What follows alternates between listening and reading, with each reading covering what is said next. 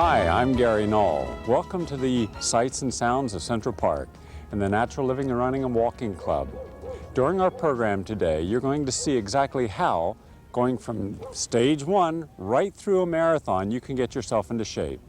Now, this program is meant for everyone. It doesn't matter what your age or state of conditioning. We intend to show you every type of exercise, diet, stress management, stretching, relaxation, guided visualization, the things that are necessary for optimal conditioning. Now, I realize for the majority of people, they just want to get into shape. They want to lose some weight. They want to feel better. Want to maybe burn off some fat and replace it with some muscle tissue. We're going to help you do that. And we're going to make it fun. You're going to see people such as Franco Pantoni, one of the finest power walking coaches in America. You're going to see Dr. Howard Robbins, sports podiatrist and exercise physiologist. All these people you're going to see during this program. Let me also mention that we're going to show you that you can take this over a year, a half year. You pace yourself. Now, a few things to begin. First, most importantly, you may have hidden hypertension, high blood pressure. You may have clogged arteries, not know it. Remember, we're dealing with probably upwards of 30 million Americans, minimal, who have high blood pressure and clogged arteries. And there's not necessarily any symptoms until you go out one day and think you can run, and then you end up with a heart attack. So unless you're young, maybe in your 20s, and in perfect health, take the time and effort to get a complete cardiovascular checkup. All right? This way the doctor gives you a clean bill of health, and you can go out and start your program. And we believe in starting very gradually. The next thing you have to do is your diary. Now, why a diary? Because you should put down each day how you feel, what aches, if you have sore legs or sore ankles or sore knees or joints, whether you have muscle fatigue and which muscles are fatigued, if you have overall fatigue, or in time if you have more energy. Now, initially, you'll probably feel sore. You'll probably have some sore ankles, thighs, calves, and possibly some upper muscles in the back and shoulders. But gradually, as you start to use these muscle groups, and as your body starts to get trim, you'll start to actually have more energy. You'll bounce out of bed. You won't need that cup of coffee. You won't need anything sugary. Also, make sure that in your diary you keep the distance that you work out in time, whether it's 10 minutes to a half hour, and eventually you want to work up to where you're working out 4 days a week for 45 minutes. Now, that's for standard getting in shape. That's not for competition. Competition, you're going to have to be going up much higher. And we'll go through what you have to do to really get in top competition for a marathon. Because marathoning, you have to do it over about 6 months to a year. It's a different state of exercise. And you should only add 1 mile per week, per month, when you're going for marathon. That way you don't push your body. But now I'm just talking about for the average person. So first you take your pulse, right, before you exercise, because you want to make sure you don't have a very racing heart. Now, as you start to work out and as you start to breathe deeply and you're getting aerobic, then take your pulse again. Never take your carotid artery pulse, because that can affect the flow of the blood to the brain. Then when you stop, take your pulse again, immediately upon stopping. Now, what I'm interested in is how long does it take from the time you finish your exercise till you have a completely recovered pulse rate. Now, as you exercise, that should get shorter and shorter and shorter. In other words, it goes maybe from 10 minutes to 8 minutes, 5 minutes, 4 minutes, 3 minutes. So in 3, 4, 5 minutes after you finish working out, your pulse is normal again.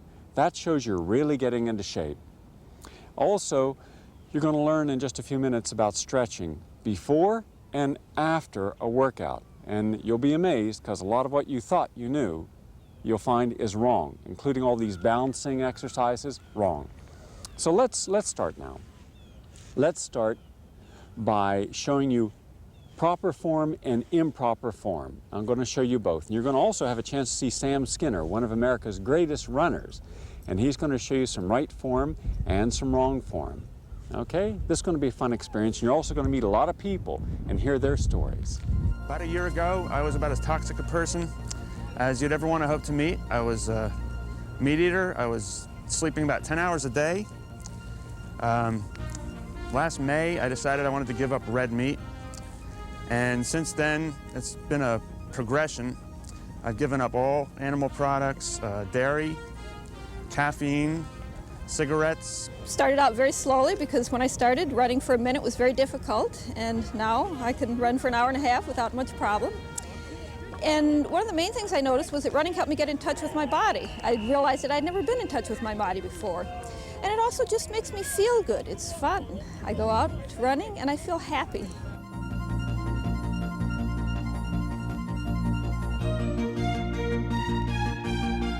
Proper form starts with having a proper posture. Now you want to keep the feet as close to the ground as possible, almost as if you're shuffling. Remember, the higher that knee comes off the ground, the greater the pressure per square inch when you reapply that foot back on the ground. You don't want to be bouncing. You don't want to kick your feet up in front of you or behind you. You don't want to be raising your shoulders up and down and up and down. You don't want to be swinging your arms from side to side, sashaying. You also don't want to be craning your neck forward. That's how you end up straining yourself and causing musculoskeletal problems. Remember, running or jogging do not cause injuries. Improper form does. Now, let's show the proper form, and we'll go over it step by step. First, a comfortable stride, one that is right for your form. So don't overstretch or understretch. There should be a slight rotation of the hip when you move. You'll want to keep the leg slightly bent at the knees. That takes the pressure off.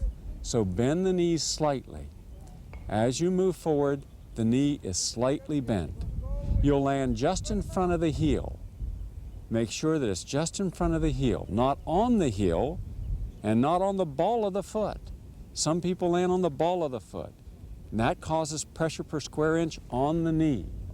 Instead, you want to land just in front of the heel and roll off the ball of the foot. You'll want to make sure that the wrist bone is at the hip bone. Now, wrist bone is here, hip bone is here. The body should be as if you're taking a hanky out of the back pocket and putting it into the front pocket. Remember, you don't run with your arms, you run with your legs. The arms are used for balance. So you want a slight movement of the arms. Don't do this. Don't raise the arms up high. Don't swing them side to side. Don't bounce them up and down. This bouncing is improper form. Sashaying is improper form. Extensive motion will throw the body out. Remember, when you swing your arms, you're also swinging your back, and that can affect the lower back. You don't want to crane your neck. Do not crane the neck, because that causes a stretch upon all the muscles in your back and shoulders. Instead, the ear should stay at the shoulder.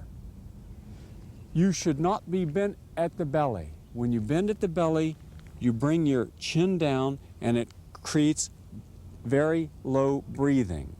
So you want to keep a 5-degree angle. Now, what do I mean?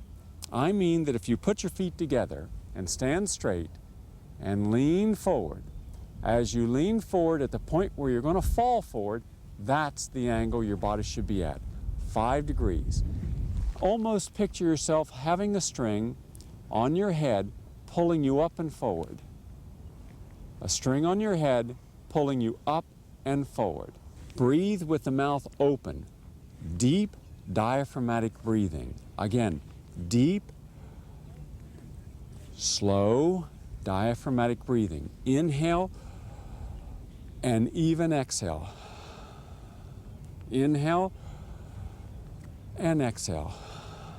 Do not just breathe with the nose. You cannot get enough oxygen with just the nose.